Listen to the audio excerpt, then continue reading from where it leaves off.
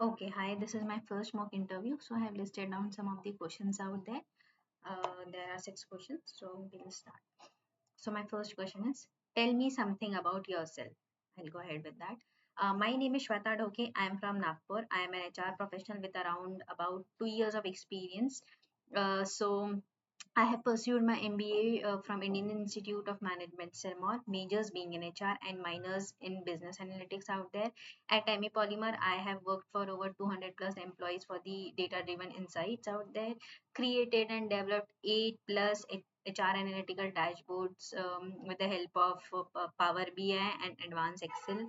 I've also prepared a regression model which determines the attrition rate, the factors which was positively inclined towards the attrition of the employees out there in the particular organization out there. And if I talk about my recruitment part, I had ETAT of 32 days with around 30 positions closure of 30 positions out there. If I talk about my reduction or my percentage, so I had this talent pool. I developed a kind of talent pool which help in reduction of 40% in the external hirings out there. So this is all about myself. Okay, so my second question is, okay, so tell me, how did you approach and why just TCPL? So my answer would be, initially, why TCPL? So it was not a generic application which I actually wanted to send by a mail or through some HR, that just, there was just a CV and everything out there. So I researched about TCPL, which made me know, and I also have, a look at the financial statements, which made me realize that yes, there is a growth. Why there is a growth? Because so it was mentioned that there was a specific, like I guess it was 4,433, which was in last quarter, and in the financial year it was second last quarter, and in the last quarter it was 600 6,000 something for the development into HR for the liabilities of the employees out there. That means there was this particular expenditure which was there for the employees. That means there was the additional of the employees. And why there could be additional? Because of the growth factors, and of course there could be plants which could be developed around India out there. So I researched and I just had found that the Silvassa plant was on the growth. Secondly, there was this Chennai plant which was also on the growth. So that was my perspective also. Yes, I did that, and my major focus was like, if there is a growth, then how the people department is actually working towards the growth, and how I could contribute my value into that. So that was my focus, and yeah, that's how I reached. My third question is, you have only worked for around 2 years, so why should we trust you and why should we hire you? Okay, so yes, I do have worked for 2 years, and I admit that 2 years is quite a very like towards the growth period of time. But I would like to say that experience is something which is quite good, but then if we look at the attitude of the growth in one's perspective, that is much higher. So if I talk about my experience into ME Polymer, you could see that I have spent less than 2 years into that, and what I have achieved is much more than 2 years, which a person can do. So I have worked in different areas, achieved a quite lot of things, which I guess there are so less persons who could go into that thing. But then it was because I had that kind of determination, I had that kind of attitude towards learning and towards growing into that domain. Without that, I don't think so it would have been possible. So yeah, it's just not 2 years. It's, I guess, the experience that I'm having and the knowledge that I'm having right now is much more than 2 years out there. Next question is, what do you think HR's biggest mistake is? Mm, so, into that, I think that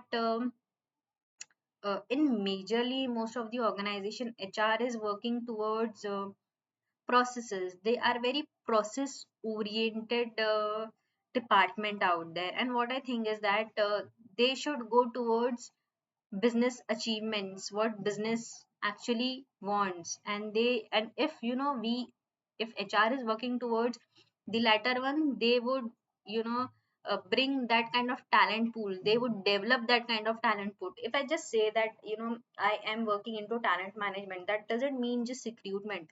Recruitment is just a part of talent management. I feel that currently most organizations should go for strategic HRM. Of course, there is this core fundamental part of the HR that would always exist. But I feel that, and this is what I think, my perspective is this, that we should, strategic part would always help in going through what the organization, what the business wants to achieve. And this could be always achieved by bringing in the people, the talented pool out there, which would help our business outcomes to be achieved. So this is what I think, that more than process oriented, the business, I mean the HR department should be more um, oriented, more inclined towards the business achievements. Now if I'll just give an example out there, this is what is coming into my mind. So now, if there is this recruitment process which is going on for two departments out there, one is production and one is marketing. Now if the production department says that it has been too much of time and the candidate is not there, we'll of course give the thing that we are hiring, and we would be doing that because this is the process, the sources and everything, we are doing that. But could we actually look at what kind of impact that thing is having, what kind of impact that thing is having on marketing? If the impact is more on the business outcomes in marketing, then we should first prioritize marketing. If the impact is less in marketing, then we would prioritize into that, we would lessly prioritize that. So this is what, it's just an example. So this is how the HR policies, processes should, in my perspective, it should work. It should be amalgamation of traditional plus the SHRM, that is strategic HRM. Okay, so next is, what do you think has changed in HR over these years? So,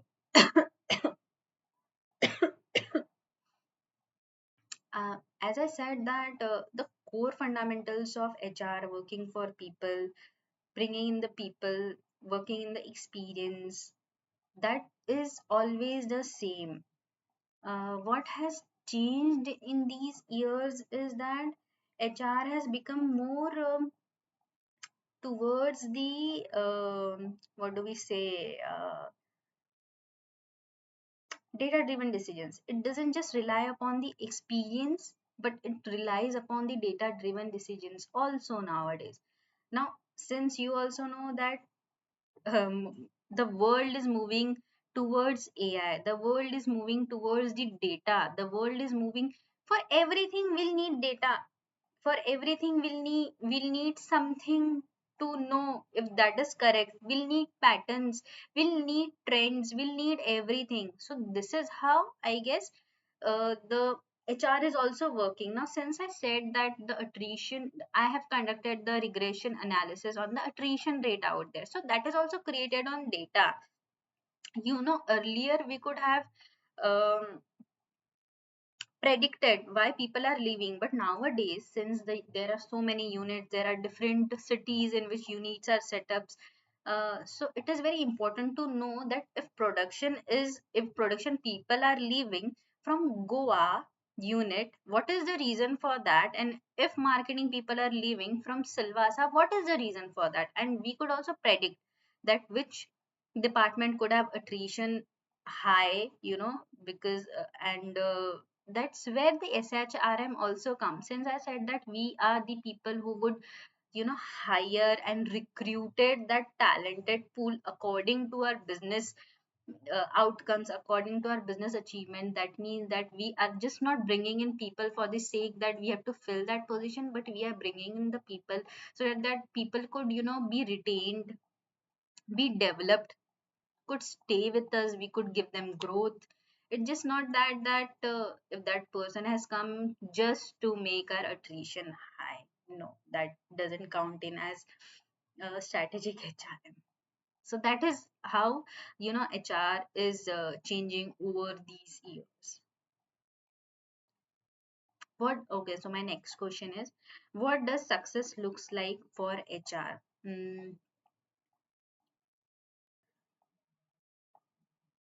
Okay. So what do I think is that, for me, success could be a parameter wherein it is not just